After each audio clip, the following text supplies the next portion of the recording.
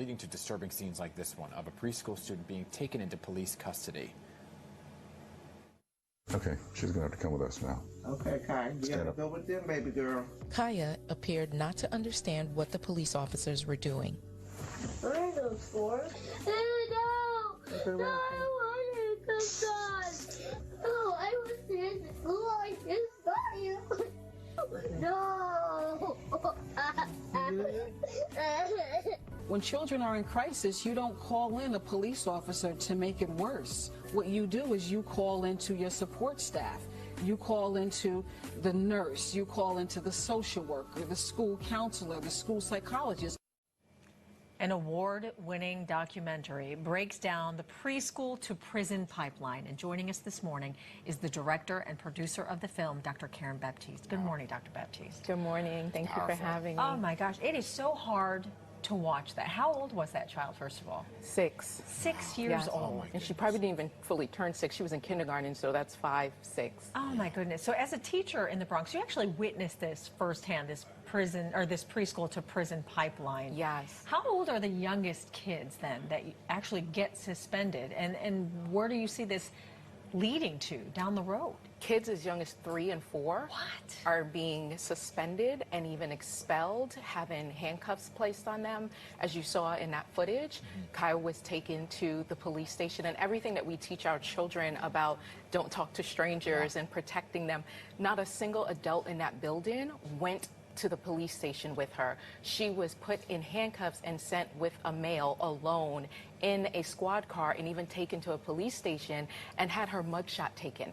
Wow. Oh my That gosh. is... For crying hysterically on the carpet. Oh, my goodness. So let's talk about just the fact that you're talking about police, right? That's a big topic in schools. Police Yes. becoming more and more visible in schools. Some are for it, some are against it. Right. Where do you kind of see this going? Is there an alternative to keeping kids safe? Absolutely. Right. And so at the end of the day, we all want children to be safe, right? We want educators to be safe as well.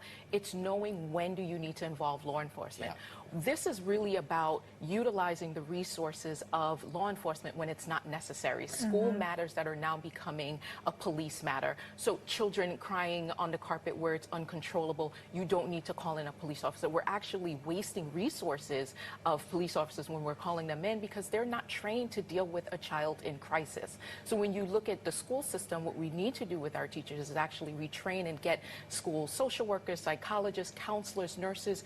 That's what we need to bring in and ensure that people are equipped of how do I deal with a child who is in crisis and I'm trying to teach. It should never be to punish the child and to be so harsh with this and call in a police officer. And I feel like this immediately destroys any kind of a potential relationship, good relationship between police and children. Right? Yes, It really absolutely. does. But let me ask you this specifically, though. So zero tolerance policies combined with implicit bias, they play a big part also. Yes. Can you explain that? Absolutely. Everyone has implicit bias. Everyone has, and bias inherently is not a bad thing. Bias becomes problematic based on what we do with that bias that we have. And what we're finding in the education system is that people they come in with this bias, they are not trained to even acknowledge the bias and then how it plays out in their behavior. There was a 2016 Yale Student Center report done, right, where they had these teachers go in and they told them to sit at this computer and they used this eye tracking software and they said, we're going to show you videos of children and we want you to track the students who are misbehaving. Black teachers, white teachers, brown teachers all tracked black boys. Wow. And they did not know that it was tracking their eyes. Wow.